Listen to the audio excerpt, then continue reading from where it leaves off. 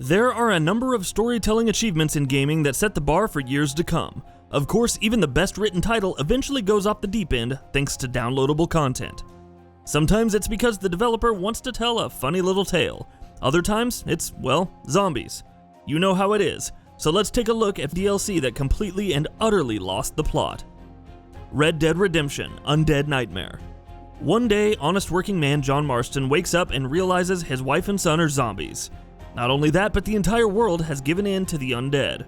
There are survivors though, and Marston must work with them to fight off the zombies. Along the way, he can even kill Sasquatches. Keep in mind that the original plot is about atonement and redemption in the Wild West. ARMA 3: KARTS. What could a realistic military shooter set in a wide expansive map need the most? Well, kart racing, of course. Starting out as an April Fool's Day joke, ARMA 3 KARTS was eventually made real, offering time trials and modules for creating races. Is it fun? Well, it's a nice diversion from the main game, and it's not meant to be taken seriously at all, so you can make up your own mind on that.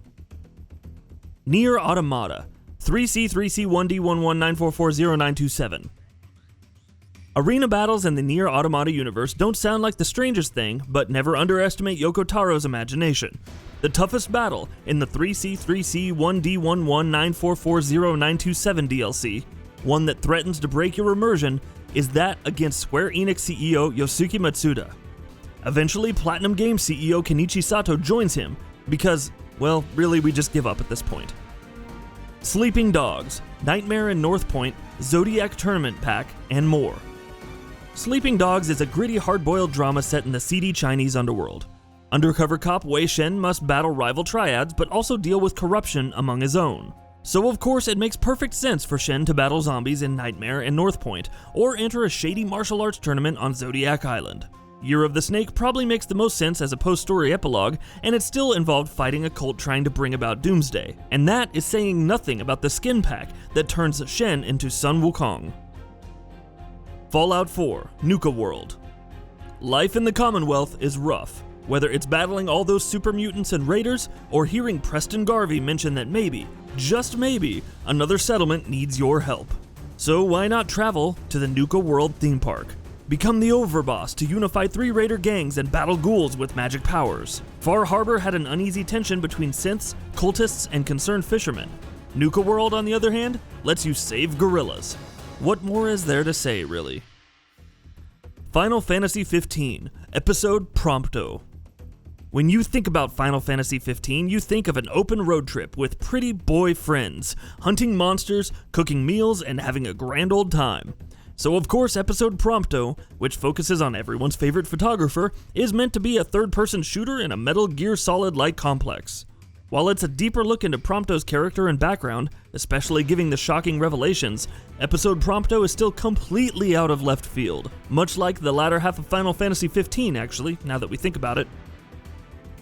Destiny 2: Curse of Osiris. Trying to make sense of the story in the Destiny series, especially when the Vex are involved, is always a tricky thing. You're meant to travel into this giant Vex simulation machine on Mercury to find Osiris and stop some big Vex from doing something? Basically, you have to prevent a terrible Vex-infested future, which is actually a simulation. But once you save Osiris, the simulation machine is still going, and Osiris just kind of goes back inside? What was really even resolved at the end of this anyway?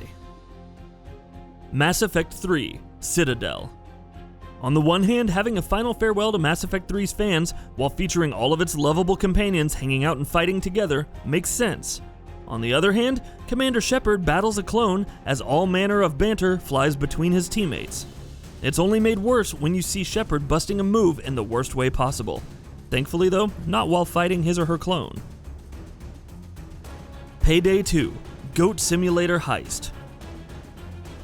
Payday 2, the game about committing serious heists with dangerous risks, has you finding goats in this DLC. Not just any goats, mind you, and definitely not the Overwatch kind. No, you're out there trying to save the deranged goats of Goat Simulator as part of a 2-day heist. Hilariously enough, the goats themselves don't really do anything, and they might as well be money bags that have to be collected. Resident Evil 7: Jack's 55th Birthday. Of the many things players expected from Resident Evil 7's DLC, feeding Jack Baker was not on the list. That's exactly what you do in Jack's 55th birthday though, as the homicidal maniac must be fed more and more and more. Don't worry though, that's not the strangest part. Eventually the molded show up in party hats, and they must be killed with confetti guns. Zelda Breath of the Wild, Champion's Ballad. Completing new shrines and new challenges? Great! A fitting epilogue to the main game? Cool! Getting a motorcycle that can traverse the map at a fair clip? Yeah, sure. That's your reward in Champion's Ballad, the second DLC for The Legend of Zelda Breath of the Wild. The Master Cycle Zero is cool, don't get us wrong. It's just kinda weird to see Link zipping around and refueling it with the remains of his foes like it's Days Gone. Fallout 3, Mothership ZETA. Rescuing civilization with clean water, battling mutant hordes, and eventually getting abducted by aliens is all in a day's work for the lone wanderer. Yeah, that's right, aliens, man. In the Mothership ZETA DLC, players can return to that crashed alien ship Easter egg in the base game, and are presumably beamed up by his buddies. What follows next is a fight to return to Earth while battling the aliens on board. Strange? Well sure, but it was cool and fun. Something you can't really say for Fallout 76. Far Cry Primal, Legend of the Mammoth. Imbibing mystical substances and taking on the bodies of different animals in Far Cry Primal sounds weird. However, it's a nice break in the action considering all the hunting, exploring, and murdering that's done.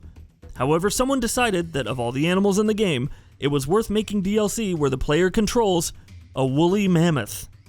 Not only that, but it's a woolly mammoth on a campaign of revenge against rhinos. Far Cry 4, Valley of the Yetis. Fighting a cult is nothing new in Far Cry 4's Valley of the Yetis DLC, and neither is hunting an artifact or surviving in a camp. Battling Yetis, though? Well, even for a series that's embraced the spiritual, you have to remember the base game is about freeing Kyrat from the grasps of pagan men via rebellious activities. And that wraps it up. If you like what we're doing, please consider subscribing to our channel. We upload new videos daily. Also, don't forget to switch on the bell notification icon, that way you don't miss out on any of our videos.